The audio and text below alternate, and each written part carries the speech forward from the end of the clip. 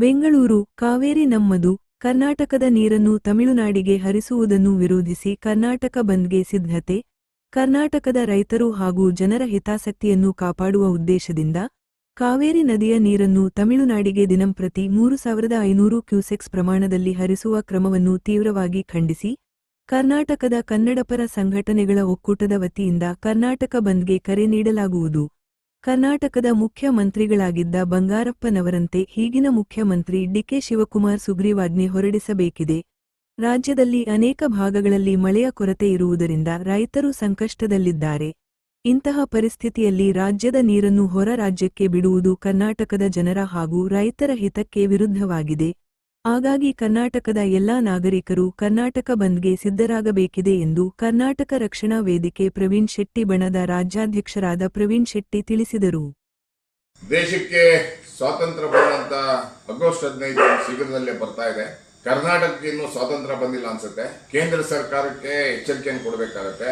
ಒಂದು ಕಣ್ಣಿಗೆ ಬೆಣ್ಣೆ ಒಂದು ಕಣ್ಣಿಗೆ ಸುಣ್ಣವನ್ನು ಹಾಕುವುದರ ಮುಖಾಂತರ ಕರ್ನಾಟಕದ ನೀರಿನ ಸಮಸ್ಯೆ, ಕುಡಿಯುವ ನೀರಿಗಾಗಿ ನೀರಿಲ್ಲ ಅಂದ್ರೂ ಸಹ ತಮಿಳುನಾಡಿಗೆ ಬಿಡಿಸ್ತಾ ಇರೋದನ್ನ ತೀವ್ರವಾಗಿ ಕರ್ನಾಟಕ ರಕ್ಷಣಾ ವೇದಿಕೆ ವಿರೋಧಿಸ್ತೀವಿ.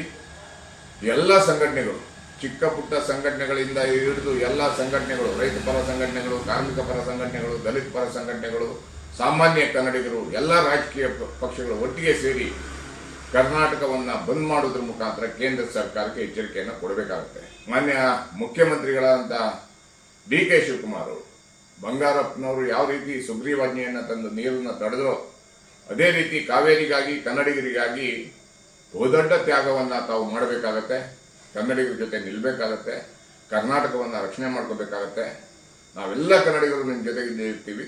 ಯಾವುದೇ ಕಾರಣಕ್ಕೂ ತಮಿಳುನಾಡಿಗೆ ನೀರು ಇಲ್ಲ ಅಂದ ಸಂದರ್ಭದಲ್ಲಿ ನೀರು ಬಿಡುವಂಥ ಕೆಲಸವನ್ನು ಮಾಡಬಾರ್ದು.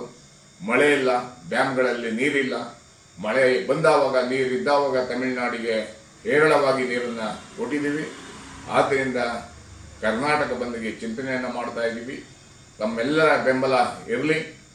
ನಾಳೆ ವಾಟಾಳ್ ನಾಗರಾಜ್ ಅವರು ದಿನಾಂಕವನ್ನು ಘೋಷಣೆ ಮಾಡ್ತಾರೆ. ಅದಾದಮೇಲೆ ಎಲ್ಲ ಸಂಘಟನೆಗಳನ್ನ ಕರೆದು ಮೀಟಿಂಗ್ ಮಾಡಿ ಅವ್ರ ಜೊತೆ ಚರ್ಚೆ ಮಾಡಿ ಯಾವಾಗ ನೀರು ಬಿಟ್ಟರೆ ಯಾವಾಗ ನಾವು ಕರ್ನಾಟಕ ಬಂದ್ ಮಾಡ್ಬೋದು.